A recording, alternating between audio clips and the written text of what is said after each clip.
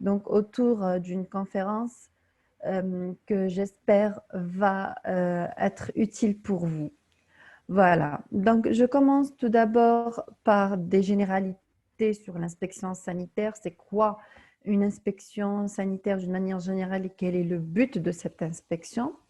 Donc l'inspection en elle-même, c'est un ensemble de moyens mis en œuvre à la fois donc, pour prévenir certains risques engendrés par les animaux de boucherie ainsi que les produits issus de ces animaux, c'est-à-dire la viande ainsi que les abats. Et un petit peu de enfin, l'acte en lui-même consiste à déterminer ces risques et éviter leur propagation et ainsi, si vous voulez, les canaliser.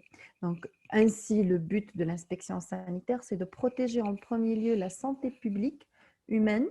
On va essayer de retirer au maximum toutes les denrées susceptibles de transmettre certaines maladies ou peuvent être à l'origine de certaines intoxications ou encore d'aspects répugnants.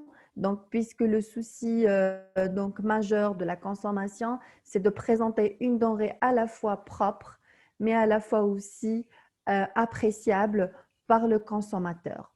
Donc, on va en premier lieu protéger la santé publique humaine, mais aussi en faisant une inspection, le but aussi c'est de protéger la santé animale par le biais de quoi? Par le biais de dépistage de certaines maladies au niveau de l'abattoir. Car au niveau de l'abattoir, comme c'est une dissection, en ouvrant l'animal, on peut découvrir certaines zoonoses, certaines maladies transmissibles et on peut intervenir, d'où l'intérêt de la traçabilité de l'animal. Et donc, en faisant un abattage sanitaire, on peut éventuellement contribuer à la protection de la santé animale en faisant un acte de prévention. Et aussi, le dernier but de l'inspection sanitaire, c'est un petit peu d'assurer la moralisation et la loyauté des transactions commerciales. C'est en commercialisant, en faisant une inspection. Donc, le vétérinaire a en charge d'estampiller la viande et de garantir ainsi une denrée salubre. Et donc, le commerçant sera protégé et donc, ce sera une garantie pour lui. D'accord? Donc, voilà, les buts majeurs de l'inspection sanitaire d'une manière générale. Donc, il faut savoir que l'inspection passe par deux volets. Premièrement, une inspection ante-mortem avant l'abattage et une inspection post-mortem. Donc, l'inspection en a deux volets. Il existe deux volets. Une inspection ante-mortem et une inspection post-mortem. Concernant l'inspection ante-mortem, donc, c'est un examen obligatoire effectué donc sur des animaux avant leur abattage. Le but, c'est quoi? Premièrement, donc, on va respecter toujours l'animal, donc on va le protéger. On va détecter certaines maladies, certains animaux suspects ou encore atteints de maladies transmissibles. Donc, si on a un animal suspect ou un animal confirmé ayant été atteint ou là, est atteint d'une maladie transmissible, c'est-à-dire d'une maladie zoonose, cela va se répercuter sur le mode d'abattage.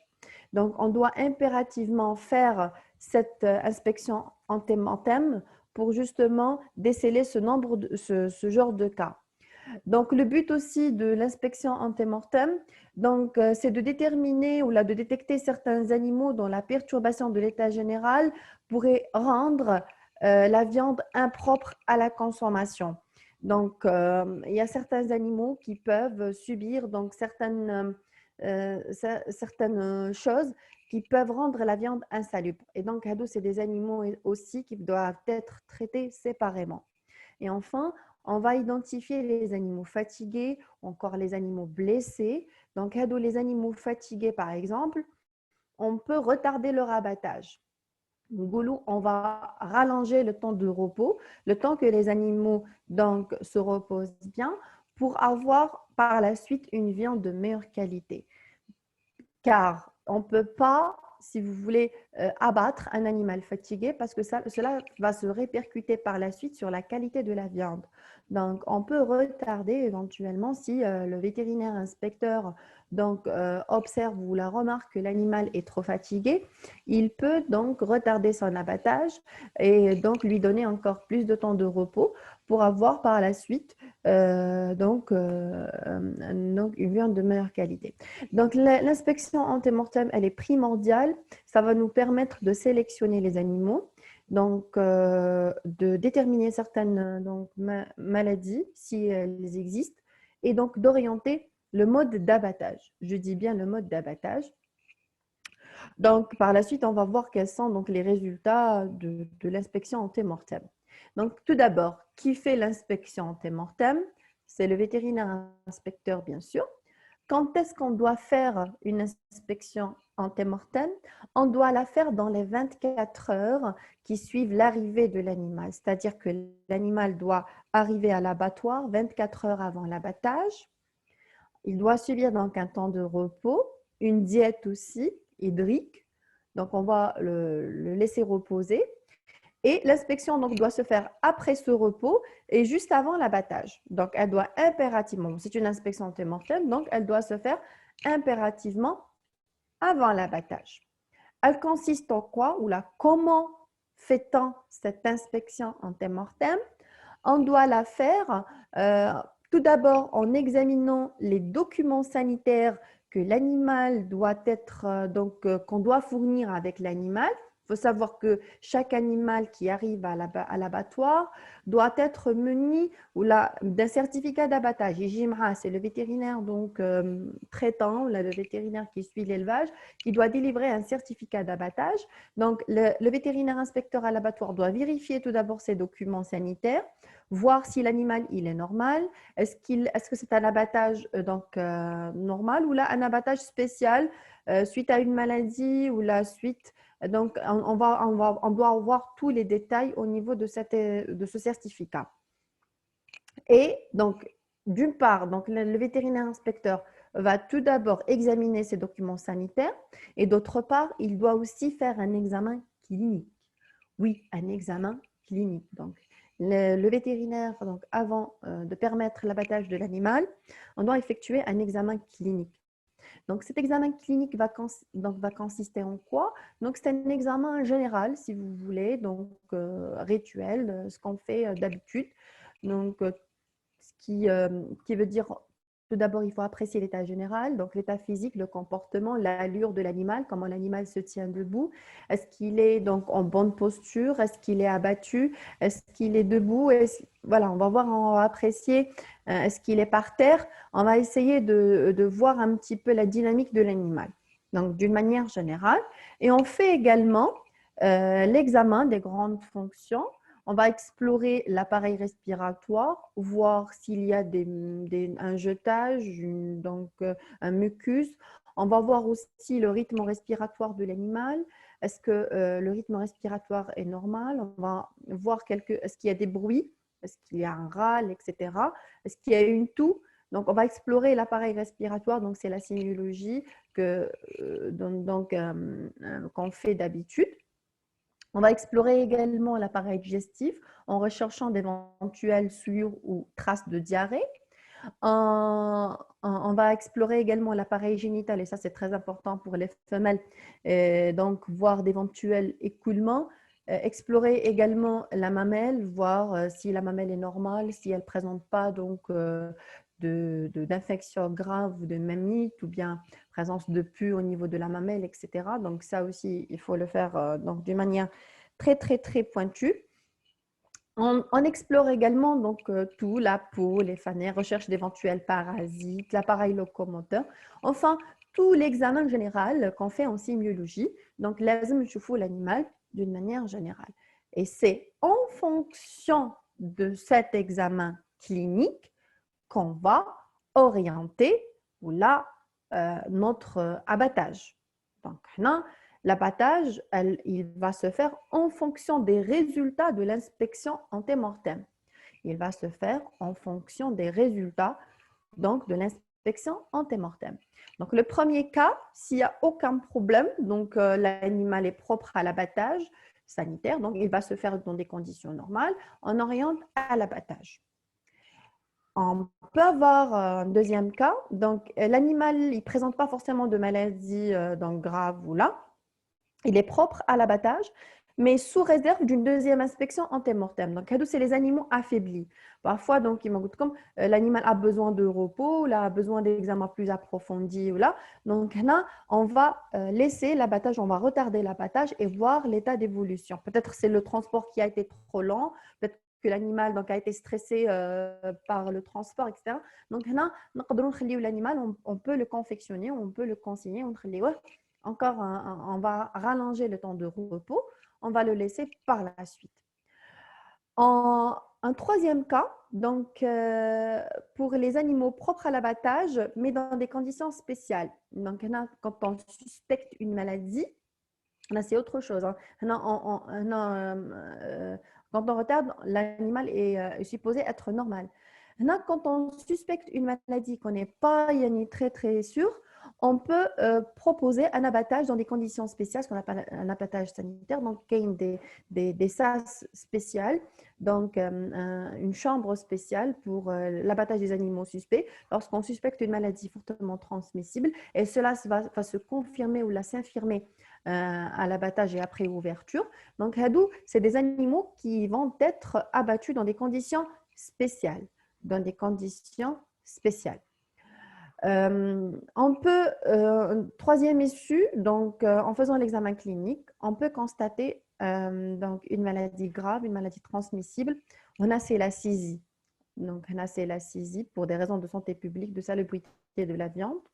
Encore pour des raisons donc, qui touchent à la santé animale. On a c'est la CISI avec destruction, donc abattage, destruction, dénaturation de l'animal. Et ça aussi, donc, c'est un abattage très spécial qui va se faire dans certaines conditions bien réglementées, donc bien rigoureuses. On peut avoir également un dernier résultat de l'inspection antémortem, ce qu'on appelle les abattages d'urgence. On peut, au contraire, là c'est le contraire de la réserve ou de laisser l'animal. Dans certaines conditions, au contraire, donc l'abattage il doit se faire d'une manière urgente. Dans le cas où l'animal a un risque, soit qu'il a subi un accident ou soit qu'il souffre énormément. Donc, on doit l'abattre rapidement. Donc, c'est un issue, donc c'est l'abattage d'urgence.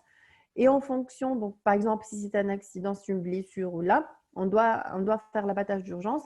Et ensuite, en fonction, bien sûr, de l'inspection post-mortem, on va décider soit donc la carcasse, elle est propre et les cinquièmes quartiers est propre à la consommation, soit qu'il est détruit. Donc, elle dit que c'est l'inspection post-mortem qui va en déduire donc les conséquences.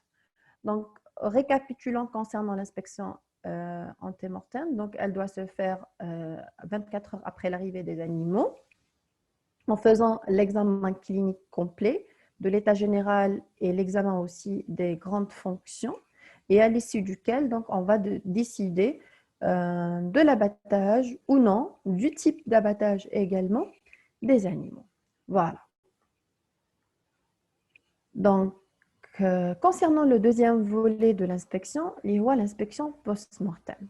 Et voilà, c'est la majeure partie, si vous voulez, de l'inspection à l'abattoir. Le vétérinaire inspecteur doit s'investir vraiment d'une manière très importante.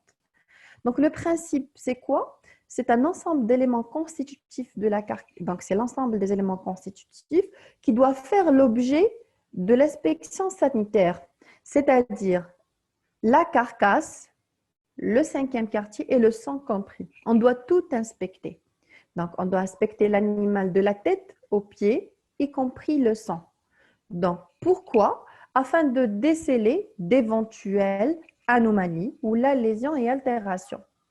Tout simplement. Diawa, le principe, donc ça, c'est juste des choses qui sont redites.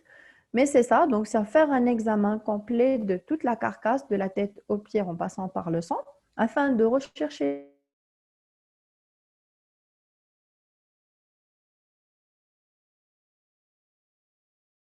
dans certains cas, l'aspect n'est pas beau. Donc, il chauffe la denrée, donc soit la denrée qu'elle est souillée, soit il y a du sang là-dessus. Et donc, soit la couleur, elle n'est pas normale, donc une couleur sombre, etc. Là, le consommateur ne va pas forcément être attiré par ce type de denrée. Et donc, par justement les saisies dues à l'aspect répugnant, c'est-à-dire donc que l'aspect ne va pas plaire, là certainement ne va pas plaire au consommateur, et ça c'est un motif de saisie. Donc il y a deux motifs de saisie. Un saisie soit pour protéger la santé du consommateur, donc pour des raisons purement sanitaires, soit par aspect répugnant, donc quand la denrée ne présente pas toutes les caractéristiques requises que cherche le consommateur. Voilà. Donc, elle passe par quoi cette inspection post-mortem? Elle passe par plusieurs étapes et plusieurs, comment dirais-je, elle doit suivre une certaine chronologie. Premièrement, donc c'est l'examen visuel, donc qui va se faire d'une manière générale, à la fois sur la carcasse et sur les abats, qui est systématique, pardon. La palpation aussi, on doit palper, on doit inciser, donc il y a ce qu'on appelle l'incision, les incisions exploratrices qui sont pratiquées au niveau de certaines anomalies, ou encore au niveau de certains organes, et surtout sur des ganglions lymphatiques en recherchant d'éventuelles maladies. Donc, les incisions, on va voir en fonction des organes, où chaque organe a une incision propre, une dissection propre, comment on incise les différentes parties de l'animal. Et enfin, ça c'est éventuellement, c'est pas sûr, on peut effectuer des prélèvements pour l'analyse, éventuellement en cas de consigne ou de saisie totale. Donc, là, surtout les prélèvements, on va y arriver tout à l'heure, les prélèvements ne se font pas systématiquement. Ce n'est pas systématique, on le fait dans certains cas. Et surtout, l'inspecteur, il est sûr que d'une maladie, donc là, il va saisir complètement et détruire. Mais parfois, il est dans le doute, est-ce que la maladie elle est confirmée ou pas, il a le droit de consigner. Il va prendre la carcasse, il va la garder pendant un temps nécessaire, 24 heures, 48 heures, le temps de faire le prélèvement bactériologique ou la parasitaire, le temps de confirmer ou infirmer sa suspicion. Et là, c'est en fonction des résultats des analyses complémentaires que le vétérinaire va décider de soit orienter vers la consommation, soit détruire et saisir la carcasse ou le cinquième quartier. Donc, c'est un temps qui n'est pas vraiment, comment dirais-je, fixe. Donc, c'est très probable. Le prélèvement, il peut se faire ou là, ne pas se faire. Ça, c'est en fonction du cas. Donc, concernant justement la chronologie, comment va se faire cette inspection par le vétérinaire, bien sûr. Premièrement, une inspection à distance, à quelques mètres, on va voir l'état général. Ensuite, un examen rapproché. Ensuite, un examen approfondi. Et enfin, un examen complémentaire. Ça, c'est facultatif. D'accord? On va commencer tout d'abord donc, par l'examen de la carcasse. Donc, on a deux volets. Quand on a, donc, après l'abattage, l'inspection post-mortem va se diviser en deux temps. Le premier temps, c'est l'examen de la carcasse et de la demi-carcasse. Et le deuxième temps, c'est l'examen du cinquième quartier. Le cinquième quartier, la tête, les abats, le sang, etc. Tout ça, on l'appelle le cinquième quartier. Donc, on commence tout d'abord par la carcasse. Donc, concernant la carcasse, donc, on va tout d'abord faire un examen visuel à distance. On va faire une inspection de haut en bas, l'aspect général de toute la carcasse. On va regarder le muscle, l'aspect du muscle. Est-ce que le muscle il est donc d'aspect normal, de couleur normale? Est-ce qu'il n'y a pas d'éventuelles déformations Est-ce qu'il n'y a pas d'éventuelles, comment dirais-je, modification de couleur? Il y a des zones foncées, il y a des zones claires. Est-ce qu'il n'y a pas une masse qui dépasse, je ne sais pas, un abcès ou là au niveau de la cuisse ou bien à n'importe quelle partie de la carcasse? On va voir aussi le volume de ce muscle. On va apprécier le volume de la masse musculaire qui recouvre la carcasse. Est-ce que la masse elle est suffisamment épaisse ou là, au contraire, l'animal est non. Je faut l'état dans bon point. Donc, on va apprécier un petit peu la quantité de muscles présente sur la carcasse. Maintenant, en fonction, on va voir est-ce que l'animal présente donc une bonne musculature ou là, tomber dans la cachexie. Donc, la cachexie, ça va donner d'autres répercussions, c'est la saisie. Donc là, on doit apprécier impérativement donc, le muscle de l'animal. Ensuite, on apprécie également les graisses. Les graisses, c'est très important. Donc, premièrement, l'abondance. Est-ce que l'animal est en bon état, dans bon point? Est-ce qu'il y a une bonne couche de graisse? Ou là, la graisse ou là, au contraire, la graisse, elle est en excès. On va apprécier l'épaisseur de la graisse. On va aussi et surtout apprécier sa couleur pour rechercher d'éventuels. Vous savez que la couleur compte énormément, surtout pour la recherche éventuelle de l'ictère. Ou là de l'adipoxantose, là, la couleur des graisses. Est-ce que c'est une couleur normale ou là une couleur qui vire vers le jaune ou encore qui vire vers le vert? Quand c'est des nuances de vert, là, on pense beaucoup plus à l'ictère. On doit apprécier également les tissus conjonctifs, toujours dans le même souci, pour rechercher d'éventuelles couleurs anormales jaunes ou encore d'éventuelles infiltrations, notamment les infiltrations hémorragiques, la présence du sang, etc. On va également voir et apprécier l'os, ou l'os, l'aspect donc des os longs, les saillies, est-ce qu'il y a des déformations? Est-ce que l'os il est totalement recouvert par le muscle ou là non, les crêtes osseuses qui apparaissent? On est toujours en train d'apprécier l'état d'embonpoint de l'animal. On recherche également d'éventuelles fractures au niveau de l'os. Est-ce que l'os est normal ou là il est déformé? On va voir également les articulations. Est-ce que les articulations présentent un volume normal ou là au contraire présentent un gonflement évoquant d'éventuelles arthrites? Donc, on va tout l'aspect de la carcasse d'une manière générale. Au niveau toujours de la carcasse, il y a aussi un autre aspect qu'on doit voir, c'est l'appréciation de la rigidité cadavérique.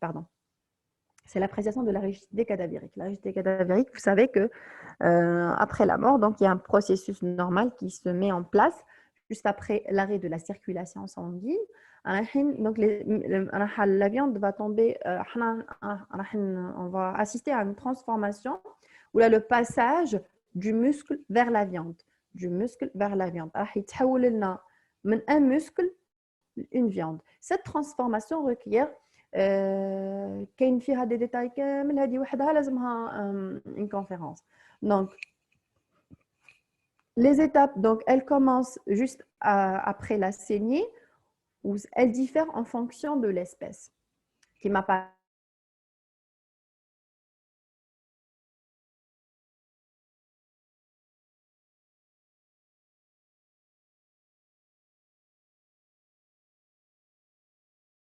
non, on doit apprécier la rigidité cadavérique. Est-ce qu'elle s'est installée ou pas? Et à quel point elle s'est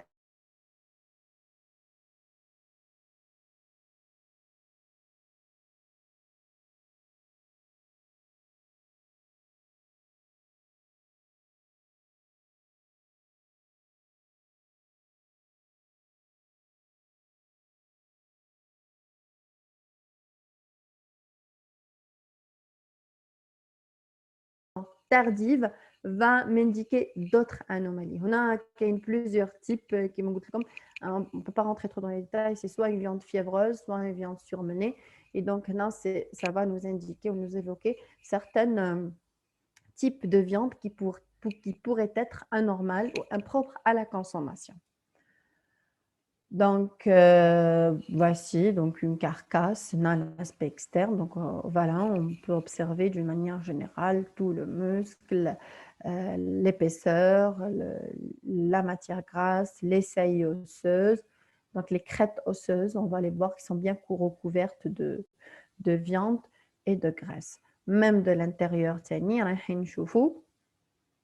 la demi-carcasse je fais l'état dans bon point, il n'y a pas d'éventuelle déformation, s'il n'y a rien. Donc voilà, on doit l'apprécier de l'extérieur et de l'intérieur. Donc, en se rapprochant encore plus, donc avec un examen à distance, on va se rapprocher maintenant de la carcasse encore plus et on va, comment dirais-je, explorer d'une manière plus poussée, surtout la face interne.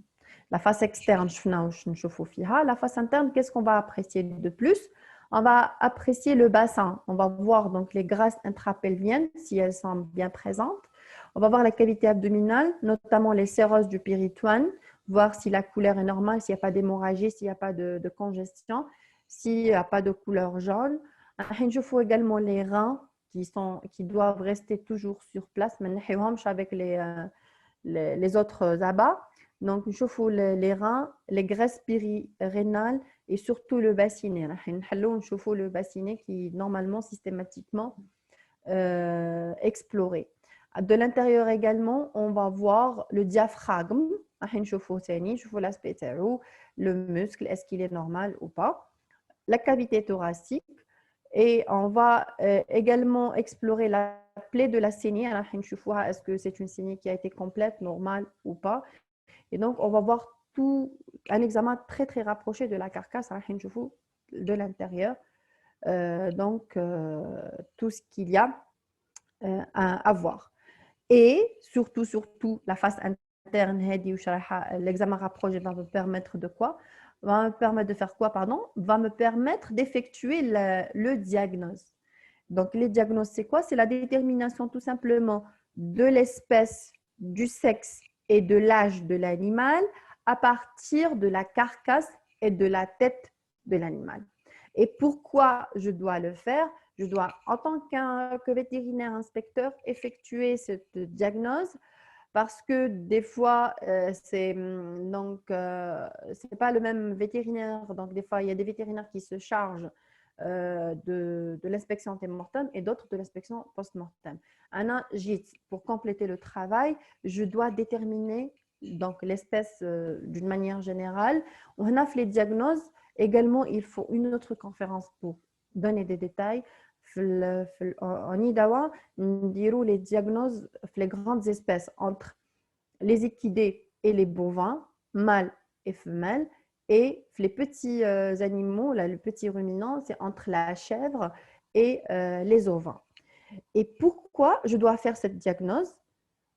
Surtout concernant le sexe et l'âge de l'animal. Surtout concernant le sexe et l'âge de l'animal. Bon, pour le sexe, il faut savoir que l'abattage des femelles est bien réglementé. Il doit donc l'abattage comme ça, comment dirais-je, anarchique ou là ne doit pas se faire.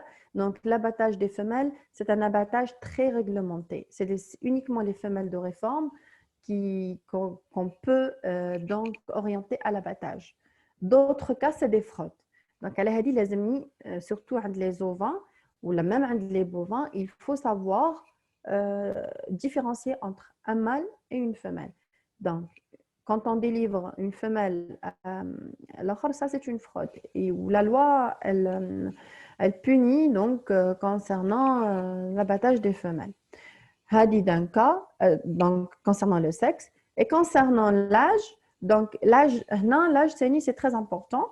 Les ovins, interdit d'abattage des animaux de moins de 6 mois. Ou les bovins de moins de 22 mois. C'est à peu près 2 ans. Donc, les amis, l'âge de l'animal, donc avant d'autoriser donc sa commercialisation. Donc, les diagnostics, c'est très important. Donc, sur la carcasse, on doit déterminer l'âge et surtout le sexe de l'animal. Par le biais de quoi? Par le biais de plusieurs donc, éléments sur la carcasse. Donc, la forme du muscle, certaines formes de l'os, etc. Et là, donc de voir en anatomie, je vais vous montrer tout à l'heure un exemple. C'est en observant la dentition de l'animal. Voilà. Donc, elle dit concernant la carcasse. Donc, concernant la carcasse. Toujours, on reste la carcasse. Euh, Très important à faire, c'est l'exploration des ganglions lymphatiques. L'exploration des ganglions lymphatiques. Donc, l'exploration des ganglions lymphatiques doit se faire à l'aide d'un couteau bien propre et très tranchant. Et là, on va chercher d'éventuelles infections, d'éventuelles réactions lymphatiques. On peut inspecter donc sur la face interne et externe, par exemple les ganglions prescapulaires, poplités, iliaques, rénaux, etc. Là, j'ai un schéma. Donc, il nous montre un petit peu les différents ganglions à inspecter sur la carcasse. Le poplité, il est souvent inspecté, surtout dans le cas de tuberculose. Il y a aussi le ganglion sous-iliaque, les ganglions du creux du flanc, cervical, etc., de la face externe. Et également, pardon, de la face interne. Donc, on a le ganglion inguino-superficiel aussi qui sont très inspectés. Les ganglions également cervicaux et les ganglions rénales. Les ganglions rénales également sont souvent inspectés. Voilà. Donc, ado concernant la carcasse. Ici, donc, c'est quelques ganglions qui maintenant iliaques et les ganglions donc, de la cage thoracique, encore inguinaux supérieurs ici. On doit les ouvrir et voir l'aspect, voir la couleur. Est-ce que c'est pas congestionné? Est-ce qu'il n'y a pas de, par exemple, dans le cas de tuberculose, carrément, dans la tuberculose ganglion, carrément du caséum à l'intérieur. Donc, c'est une exploration de règles qui doit se faire impérativement.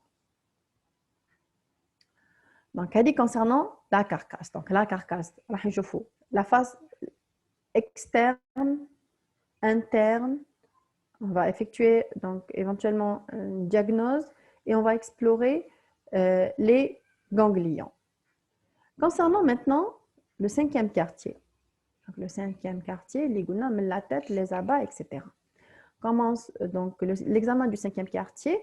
En fait, c'est une inspection de la salubrité de la partie donc il s'agit de décrire une technique de tous les éléments du cinquième quartier, y compris la tête, avec éventuellement certains examens complémentaires. On va justement de la tête de l'animal.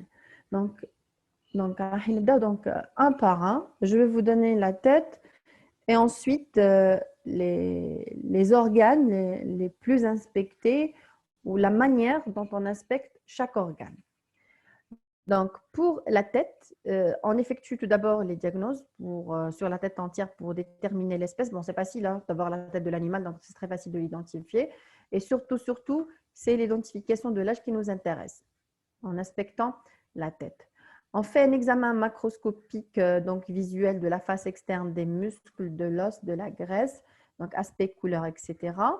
On fait aussi des palpations au niveau du muscle, des graisses et des maxillaires pour rechercher d'éventuels, donc apprécier la rigidité cadavérique, la mobilisation des maxillaires ou rechercher encore des abcès, des kystes, etc., sous-mandibulaires ou là, et aussi pour la recherche des cysticerques au niveau des muscles masséters. On fait également une incision justement réglementaire sur les masséters pour la recherche justement des cysticerques, donc de la cysticercose, qui sont des parasites donc à recherche systématique. Et on fait également un examen visuel au niveau de la langue des deux faces interne et externe. On fait même une ouverture longitudinale, on va le voir tout à l'heure, pour toujours la recherche des cysticerques. Donc là, je vous donne juste une petite image. Ça, c'est un rappel. Vous l'avez fait en anatomie. Bon, comme je ne veux pas tomber, les diagnostics parce que c'est déjà, il y a beaucoup de détails. Puisqu'on parle de viande rouge donc au niveau, chez les bovins, je vous donne juste une idée sur l'âge de l'animal à partir de la dentition. Donc, quand on a uniquement des dons de lait, c'est à partir de 22 mois à peu près. Après 22 mois, 24 mois, on a les pinces adultes, donc 2 dents adultes. Première mitoyenne, 4 dents adultes, c'est à 32 mois. Deux mitoyennes, donc adultes, c'est-à-dire 4 dents, c'est à partir de 42 mois à quelques. Et les coins, c'est à 52 mois. Au-delà, au-delà de 52 mois, on ne peut plus utiliser la dentition pour déterminer l'âge de l'animal, mais on a d'autres critères, notamment au niveau de l'os, l'os au niveau de la colonne vertébrale ou encore parfois au niveau de l'usure des dents. Voilà, donc ça, c'est juste un petit rappel sur la détermination de l'âge à partir de la dentition. Donc, toujours la tête, maintenant c'est la langue qu'on doit explorer sur sa face interne et externe. On va voir juste les ganglions contigus, donc c'est-à-dire juste à proximité de la langue, c'est-à-dire les ganglions rétropharyngiens et sous-maxillaires, on doit les explorer. Ouf, la langue, on va faire une incision longitudinale, donc toute long, donc de la langue, jusqu'à l'extrémité de la base, pour rechercher l'éventuel cysticerque. Et donc, voilà, on a dit à l'inspection de la langue. Voilà, la langue, vous savez, la base, le corps et l'apex. On a une incision longitudinale et on explore également les ganglions contigus, proches, là, juste à côté. Donc, les ganglions rétropharyngiens et les ganglions sous-maxillaires. Donc, ici, vous avez une incision de chaque masséter sur le côté externe et sur le côté interne. Là, on recherche qui m'a donné les cysticerques. On va chercher ces fameux parasites. Donc, d'ailleurs, la dissection ou l'inspection de la langue. On passe maintenant au viscère. Donc, la tête, on va voir l'aspect où la langue, c'est tout. On passe maintenant aux viscères. Donc, les viscères, on va explorer les grands appareils, c'est-à-dire l'appareil pulmonaire, le cœur, le foie, les intestins et les reins. On commence tout d'abord par le poumon. Donc, comment on fait l'inspection du poumon le bovin? On va commencer par la trachée. On va faire une ouverture tout au long de la trachée et on va rechercher d'éventuels soit jetages, soit d'éventuels parasites ou là. Donc, la première ouverture se fait sur la trachée. On incise également les deux lobes, donc droite et gauche, d'une manière aussi longitudinale, je vais vous montrer tout à l'heure l'image. Et surtout, on doit ouvrir les ganglions trachéobronchiques droite et gauche et les ganglions médiastinaux. Ça, le vétérinaire le fait systématiquement. L'exploration ganglionnaire au niveau pulmonaire, donc, se fait systématiquement. On même le ganglion de l'inspecteur. Le ganglion de l'inspecteur. Donc, comme les ganglions médiastinaux, donc on doit faire l'ouverture. On dit également l'ouverture au niveau des ganglions trachéobronchiques.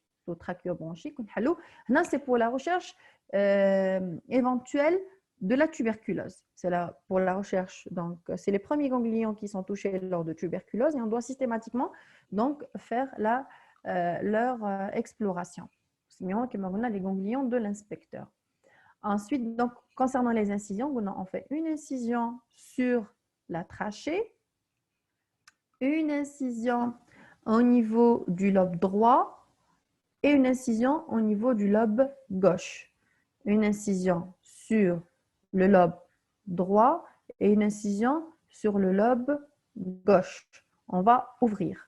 On a le lobe pulmonaire, c'est pour rechercher d'éventuels parasites également. On va voir un petit peu l'aspect des branches à l'intérieur et on va rechercher d'éventuels écoulements, chauffotage, est-ce qu'il y a un emphysème, est-ce qu'il y a des cirrhosités, etc. Donc, elle dit concernant donc l'inspection du poumon, ganglion et incision. Donc, voici le ganglion trachéobronchique. On a l'ouverture des ganglions apicales. C'est les ganglions médiastinaux. Donc, on doit faire une ouverture. Concernant les incisions, c'est le lobe droit. Regardez, on l'ouvre et on explore à l'intérieur. Idem pour le lobe gauche. Hello, et on va voir donc le parenchyme pulmonaire à l'intérieur. On passe au cœur. Donc, le cœur également, c'est un lieu de prédilection de cysticerque. C'est-à-dire que la cysticercose, les cysticerques adorent le muscle cardiaque. Et donc, on doit systématiquement faire la recherche de ce parasite en faisant 3 incisions sur le cœur. Le cœur, l'incision, elle est simple. On va des coupes longitudinales. Une coupe longitudinale sur le ventricule droit, une coupe longitudinale sur la paroi du ventricule gauche et une 3e longitudinale toujours au niveau de la paroi interventriculaire. Donc, le sillon interventriculaire caudal. Donc, on va tout au long du ventricule droit, la 2e tout au long du ventricule gauche et la 3e au niveau du sillon interventriculaire. Voilà. Donc, on va inciser sur la longueur. Je préfère cette image, c'est mieux. Donc, voilà. On ouvre le ventricule gauche, le ventricule droit et le sillon interventriculaire. Et on va chercher à l'intérieur les canaliers, les cysticerques, bien sûr. C'est la saisie avec destruction. Le foie.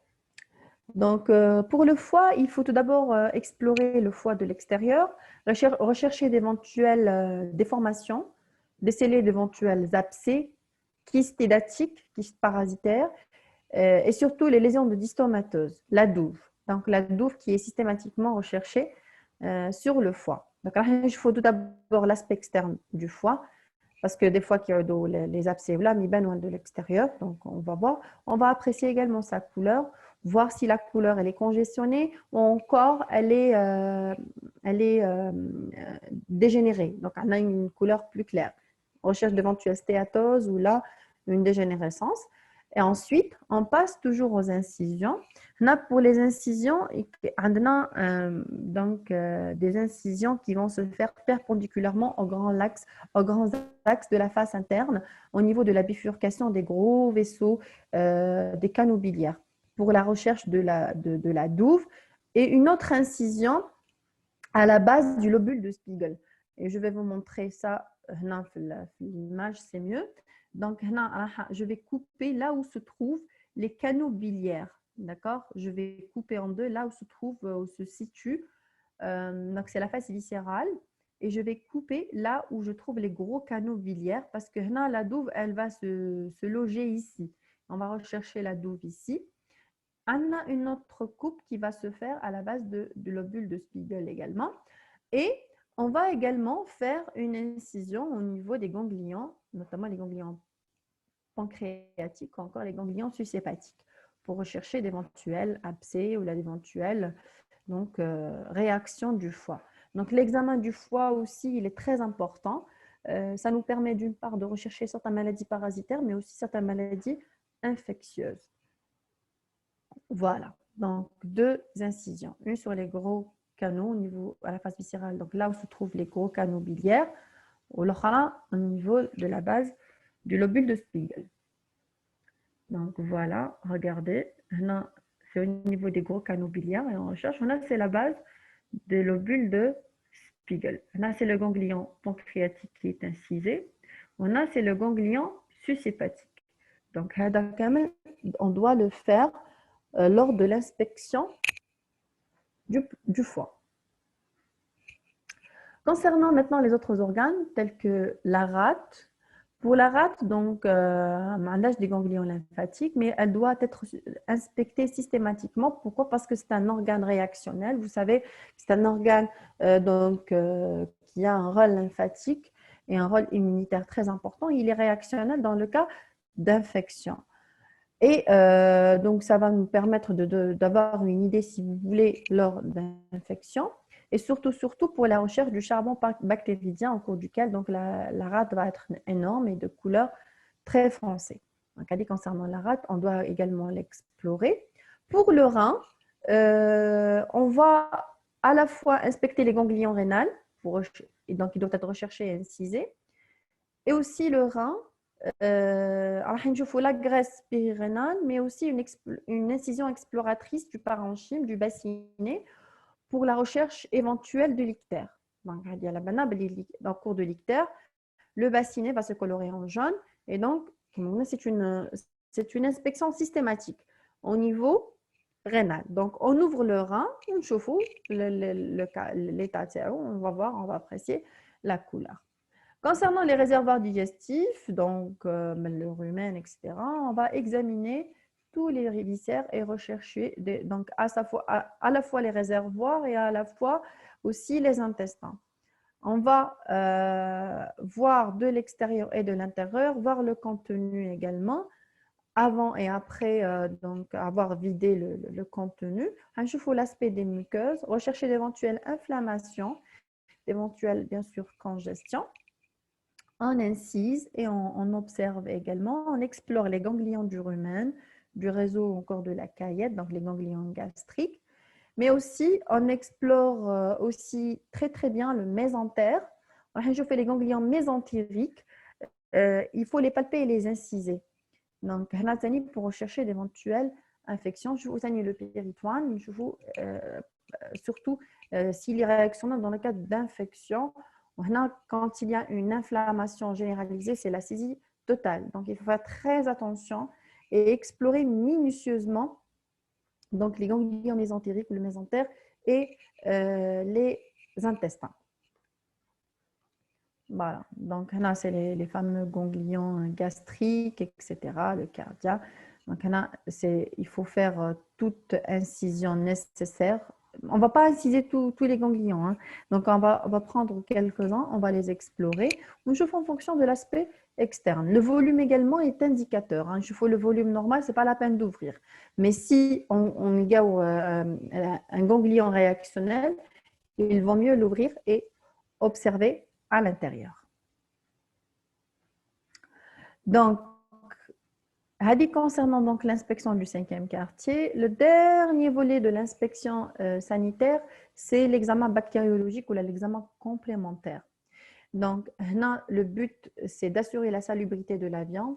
Et vraiment, quand on a un doute énorme sur certaines maladies graves, on peut consigner, confectionner, on peut garder la carcasse, ce qu'on appelle donc une saisie momentanée de 24-48 heures, le temps de faire un examen. On prélève soit le muscle, j'ai mis le muscle, mais il n'y a pas que le muscle, hein. On va prélever soit le muscle, soit une partie, par exemple, du foie ou de la rate, dans le cas de suspicion de maladie grave. Et on va envoyer au laboratoire pour confirmer ou infirmer les suspicions du vétérinaire. Et c'est en fonction des résultats de l'examen complémentaire qu'on va décider donc de l'issue de l'inspection. Justement, quelles sont les conséquences de l'inspection et quelles sont les issues de l'inspection?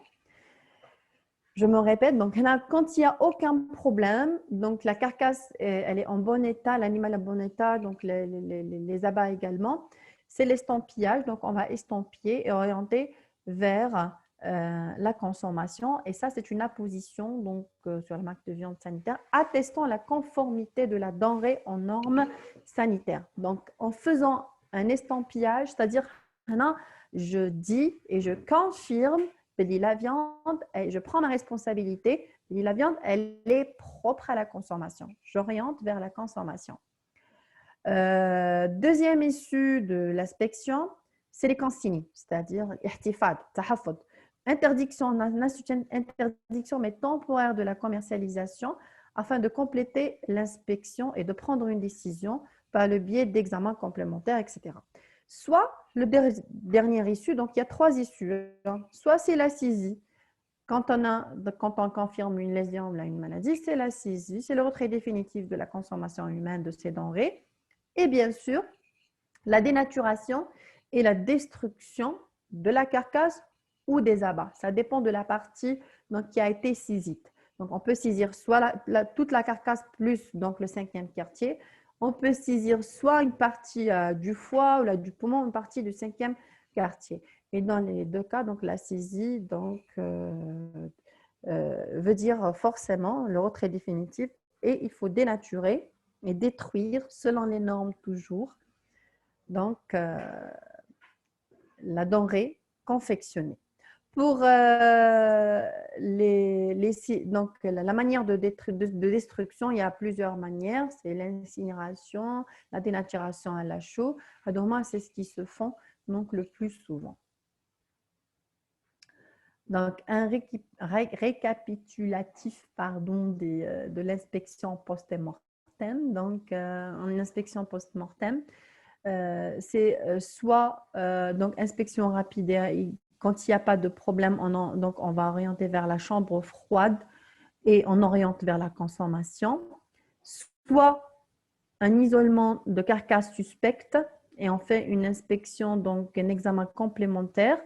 À l'issue de l'examen complémentaire, soit la carcasse elle est salubre et propre à la consommation et on oriente vers la commercialisation, soit la carcasse elle est insoluble. Et là, même quand la carcasse elle est insoluble, il y a deux cas. Quand c'est une maladie réputée légalement contagieuse, les MRLC, donc il faut une déclaration, une dénaturation, une destruction et une désinfection. Donc là, c'est réglementé. Donc, on doit impérativement déclarer une maladie réputée légalement contagieuse qui est la tuberculose, la brucellose, etc. Si c'est une autre maladie, donc c'est une destruction simple avec dénaturation et désinfection. Voilà. Donc, les procédures, donc les conduites à tenir en cas ou là après un examen post-mortem. Voilà. J'espère que j'ai fait le tour. Maintenant, je vais vous donner quelques exemples de lésions. Et ça, je sais que tous les étudiants aiment voir des exemples de lésions. Je les ai un peu classés en fonction, donc j'ai classé des lésions de malformations congénitales, traumatiques, d'origine toxique, parasitaire ou encore infectieuse. Je n'ai pas pu faire le tour parce qu'il existe vraiment des milliers de lésions. J'ai essayé juste de vous donner quelques exemples, les plus répandus, les plus retrouvés sur le terrain. Donc, on commence par une malformation chez le veau, donc c'est congénital. Là, c'est une saisie, bien sûr, regardez. Donc là, c'est congénital, l'animal est né avec un foie anormal. Donc voilà, donc premier cas, donc foie mal formé. Également, un rein, regardez, un rein de bovin, également présentant une malformation congénitale. Les malformations également, bien sûr, on va saisir et détruire. Je vais vous donner quelques exemples de traumatismes et d'accidents, des blessures, des fractures, etc., pouvant être présents sur la carcasse. Là, par exemple, regardez, c'est le jarret d'un veau fracturé, donc qui a été orienté vers l'abattage. C'est une lésion, donc c'est une infiltration locale, une hémorragie locale. Il suffit de faire un parage. On va enlever juste la partie donc, qui entoure la lésion. On oriente vers la consommation. Là, c'est un abattage d'urgence, par exemple. C'est une saisie partielle. Là, c'est une saisie partielle. Donc, l'origine est traumatique, il n'est pas infectieux, ce n'est pas généralisé. Et donc, on se contente de faire un parage, donc une saisie partielle. Là également, c'est une lésion de fracture qui a été constatée au niveau de la cuisse. Mais là, il y a d'importantes hémorragies. Il y a même la présence de fibrine et d'œdème suite donc à l'inflammation. Et donc là, c'est une fracture récente due au transport. Bon, là, on doit saisir toute la partie atteinte, toute la partie présentant des hémorragies et des lésions, donc des infiltrations et des œdèmes. Voilà. Donc, même si on sait que l'origine n'est pas infectieuse, mais là, quand on a une partie qui présente une hémorragie, l'échamaillage des bactéries, l'échamaillage des virus, on doit la confectionner. Pourquoi? Parce que ça va devenir un milieu propice au développement de germes. Donc, les germes, ils habent le sang. Donc, c'est un milieu de culture par excellence concernant les germes. Et donc, la multiplication, l'altération de cette partie va être rapide. Donc, il vaut mieux, donc là, il faut impérativement l'enlever, faire un parage, faire juste une saisie partielle de la partie atteinte et la détruire. Là également, donc sur la découpe. Donc, c'est une infiltration séro-hémorragique, on pouvait la constater. Là, c'est une lésion, par contre, qui date de quelques jours. Là également, il y a du sang coagulé, de la fibrine, etc. Là, on sait que c'est d'origine traumatique et on va couper et donc enlever toute la partie atteinte. Là également, sur la cuisse, regardez, il y a des infiltrations séro-hémorragiques et de la fibrine avec une éruption sur donc une hémorragie. Mais le muscle, il est d'aspect normal. Donc, on se contente là également d'enlever juste la partie atteinte. Là également, donc c'est la partie pelvienne, donc c'est une infiltration hémorragique et là aussi c'est un accident du part. Donc là, ça a été, on dit que la cause est probable, hein, mais c'est une infiltration séro-hémorragique très importante qui va donc susciter un parage assez important de la partie. Là également, ça c'est très visible. Regardez, une infiltration séro-hémorragique, l'accident du part également. La viande, elle est très très sombre. Donc là, on suspecte aussi la présence de viande surmenée. Et donc là, c'est la saisie complète. Là, regardez, c'est des morsures un peu partout sur la carcasse. Regardez, c'est des infiltrations séro-hémorragiques très étendues. Là, c'est un troupeau qui a été attaqué par des chiens errants.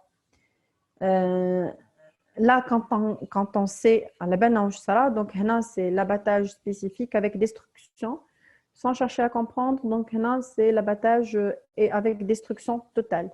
Vous avez les morsures ici un peu partout. Voilà. Deuxième cas, un chemin des blessures, etc. Deuxième cas, c'est les cas de toxicité aiguë et intoxination. Donc, soit in situ par des entérotoxémies, soit par des ictères ou là. Donc, il faut faire très attention parce qu'il y a fortement des saisies. Premier cas, regardez ce foie. Il n'y a pas que le foie, il y a le foie, les reins aussi, il y a aussi la trachée. Donc, c'est une dégénérescence graisseuse. Le foie est très hypertrophié, friable, de consistance pâle et même de couleur jaune. Les reins également sont très hypertrophiés, dégénérés, avec une couleur très, très, très pâle. Donc, la trachée également présente une couleur jaune. Donc, là, c'est l'ictère et c'est un processus toxique. On n'a pas pu déterminer la cause de l'ictère, mais il y a un ictère bel et bien présent. Et donc, c'est la saisie totale. Dans le cas de l'ictère, on saisit tout, tout. Parce que c'est toxique. Donc, on va saisir et la carcasse et tous les abats avec destruction. Là, c'est un utérus avec une mitrite gangréneuse. Et là, c'est une hépatite avec dégénérescence. Et dans les deux cas, donc la résorption elle est toxique. Donc, là, c'est la saisie également. Donc, quand c'est toxique, on ne va pas s'amuser et on ne rigole pas. C'est la destruction. Pour les parasites, j'ai essayé de sélectionner quelques lésions parasitaires. Les plus connues, c'est le cysticerque, les échinococcoses, on va les voir. Les dystomatoses également. Premier cas, les fameuses cysticerques, regardez. Ah, la petite boule. Donc, sur les masséters d'un bovin. Voilà, les muscles du masséter. Regardez. Donc, nous avons transparente à l'intérieur et le parasite est là à l'intérieur. Là, c'est des cysticerques calcifiés au niveau du cœur. Donc, c'est une lésion plus ancienne. D'accord? Le cœur, c'est un lieu de prédilection, c'est les cysticerques. Toujours pour rester dans le cysticerque, c'est la cysticercose hépatopéritonéale, la boule du boucher ou la boule d'eau. Les gars ont comme ça des kystes présentes sur la surface et en profondeur, même à la face viscérale du foie. Donc, les cysticercose hépatopéritonéale ou la boule du boucher, c'est très connu également. La c'est l'échinococcose, dû à Echinococcus granulosus, c'est le fameux kyste hydatique, à la fois sur le poumon et sur le foie. Donc là, c'est la destruction totale et dénaturation et destruction. هنا c'est un autre parasite اللي هو le Dirofilaria qui va provoquer des bouchons vermineux. Donc c'est des vers qui vont boucher les voies aériennes et qui vont provoquer une atélectasie. L'atélectasie, c'est l'aplatissement des alvéoles. L'axe à l'emphysème. L'emphysème, c'est la dilatation excessive des alvéoles par l'air. L'atélectasie, l'axe, donc les alvéoles vont être aplatis. À force d'être bouchés par ce parasite vermineux, donc il n'y a plus d'air qui va rentrer au niveau de ces alvéoles. Ils vont donc se trouver en état d'atélectasie. Donc, c'est des foyers d'atélectasie. D'accord? C'est des foyers donc d'atélectasie sur le poumon. Ici, bon, c'est un exemple de le porc, mais je n'ai pas trouvé d'autres exemples de les ruminants, mais ce n'est pas grave. C'est juste pour vous montrer l'ascaridiose. Regardez les ascaris, les vers, ici, avec une hépatite donc, interstitielle assez importante. Donc, on a les ascaris au niveau des intestins, à l'ouverture, regardez, c'est très long. C'est un bon parasitage, donc un parasitisme très important, avec une hépatite interstitielle chronique qui l'avoisine. La fameuse fasciole hepatica, la douve, donc là c'est une cholangite, regardez, c'est l'épaississement important des canaux biliaires dû au parasitisme par le fasciole hepatica qui va entrer et qui va engendrer au passage une réaction inflammatoire qui à long terme va donner une sclérose d'origine dystomienne, c'est très connu. Donc on va voir donc un petit peu un aspect très gonflé, dur, et à l'ouverture des canaux biliaires, on va retrouver cette fameuse douve, regardez. Donc, la douve à l'intérieur, en forme de feuille. Donc, c'est très fréquent. Même, surtout au niveau du bassin méditerranéen, il existe beaucoup. La fasciolose qui est bzaf, ou la grande douve, voilà, regardez à l'intérieur. Ici, c'est le poumon, c'est feuille de nécrose partielle calcifiée de dystomatose.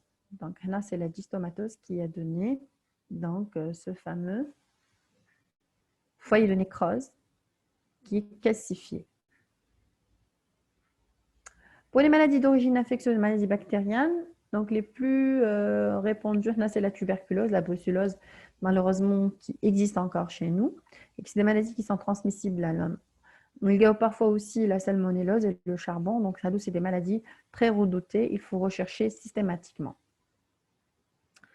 Fameuse tuberculose, regardez au niveau pulmonaire, c'est la forme chronique ici. Voilà, on a le caséum à l'intérieur qui est l'aspect crémeux au départ, avec le temps, il va se calcifier. Là, ça paraît un peu dur, hein, parce que si c'est mou, qu'on a chacun un écoulement. Là, apparemment, l'aspect est un peu plus rigide, donc c'est la forme chronique. Là également, tuberculose avec de multiples de multiples nodules au niveau hépatique. Donc, c'est une nécrose caséeuse, une nécrose de casification. Regardez, à l'intérieur du poumon, du foie, pardon. Là, c'est la brucellose. Donc, là, c'est une nécrose hémorragique au niveau des cotylédons. Et c'est une vache donc brucellique ici. Malheureusement, ça existe. Et c'est une zoonose, c'est transmissible à l'homme, c'est très redouté, donc il faut faire très attention dans le cas de l'inspection et surtout dans le cas d'abattage des femelles. Donc là, il faut toujours faire très attention quand on a un abattage de femelles, surtout quand la femelle est en pleine période de reproduction, de production, quand elle est toujours en période de production. Quand on a un abattage de femelles, il faut faire très attention parce que la brucellose, elle existe chez nous et on peut très bien avoir ce genre de cas. Vous savez très bien que les brucelles traversent même la peau saine, donc il faut travailler vraiment d'une manière très attentive. Ici, voilà, quand on voit à première vue, ça paraît comme un hématome. En fait, non, c'est le charbon, c'est le Clostridium, donc c'est le charbon symptomatique, très redouté également. Donc, c'est des foyers pseudotumorales de nécrose hémorragique, très étendus au niveau de la cuisse d'un bovin. Et donc, quand on a des doutes, il vaut mieux donc soit envoyé à la bactériologie, mais là, ça ne sert pas à grand-chose. Il faut détruire parce que la lésion est très étendue, il y a une hémorragie assez importante, et donc on préfère bien sûr faire la destruction et le parage. Là également, une congestion intense, une nécrose au niveau de la rate chez un bovin. Regardez l'aspect un petit peu de couleur noire, elle est très réactionnelle. Donc là, c'est le Bacillus anthracis, le fameux charbon bactéridien. Donc, présence de sang dénaturé et coagulé au niveau de la rate. On peut avoir également d'autres lésions inflammatoires non spécifiques, notamment qui donnent des septicémies ou des septicopémies, encore des congestions généralisées. Ça, généralement, c'est la saisie totale de toute la carcasse. Pourquoi? Parce que c'est quand on a des séroses, une congestion du tissu conjonctif, ça veut dire que la lésion elle est étendue au niveau de tout le corps. C'est tout le corps qui est touché. Non, on rigole pas. Et on va confectionner la carcasse. Regardez ici, par exemple, donc septicémie hémorragique avec des suffusions sur la carcasse d'un bovin au niveau du tissu conjonctif. Non, c'est un petit peu des suffusions, des congestions un peu partout au niveau du tube digestif, des infiltrations. Et là, on a confirmé bel et bien une septicémie, donc passage de germes au niveau du sang, et c'est la saisie totale. Là également, on a une glomérulite assez importante avec c'est très ponctué. Là, c'est typique, hein, donc c'est une glomérulite très typique. Les reins sont touchés par cette infection et là, c'est une congestion très marquée et donc ça témoigne bien d'une septicémie. Là également, c'est des abcès miliaires en grains de mil. Il y a une panoplie de lésions. Hein. Si on continue à montrer des lésions, on va pas en finir jusqu'à demain. Donc là, c'est une septicopémie qui a été confirmée, donc le passage juste du germe au niveau du sang. Donc là également, c'est la saisie totale, voilà, au niveau rénal. Là également, abcès pyémique très important sur la rate d'un bovin. Voilà. Là également, péritone, touché par une péritonite fibrino-congestive, donc étendue un petit peu dans tout le corps. Et là également, regardez, une congestion très généralisée sur toute la carcasse, caractère saigneux, et donc maintenant, il n'y a pas photo. Donc c'est toute la carcasse et le 5e quartier qui vont être détruits. Là également, péritonite fibrineuse. Donc là, c'est le stade plutôt chronique de l'infection. On dénomme la phase de congestion et on passe à la phase fibreuse de l'inflammation. Et donc là également, il faut saisir. Voilà. Donc, concernant les lésions, donc en fonction des lésions, quand la lésion est aiguë et d'origine traumatique, il faut voir l'ancienneté, la répercussion loco-régionale. C'est soit la saisie, soit le parage et l'estampillage. Donc, on oriente le reste vers la consommation. Quand l'atteinte, elle est infectieuse et quand il y a une atteinte des séreuses, de la grande circulation et des signes généralisés, c'est la saisie totale. Même sans examen bactériologique et la destruction. Dans les autres cas, on va voir, si on n'est pas sûr que le germe passe dans la grande circulation, c'est en fonction du cas. C'est soit la saisie, soit le parage. Donc, on élimine juste la partie atteinte et l'estampillage du reste. Quand c'est d'origine toxique et qu'on confirme la toxicité, notamment dans les entérotoximies, c'est la saisie totale. Quand la lésion est maintenant chronique, on va voir la répercussion. C'est soit la saisie totale ou encore éventuellement une recherche pharmacologique ou bactériologique si nécessaire pour orienter donc notre démarche ou notre décision. Et déjà les sanctions, donc ça aussi c'est très important. Ça va dépendre de l'origine de la lésion, de l'ancienneté et donc bien sûr de la répercussion générale de la lésion.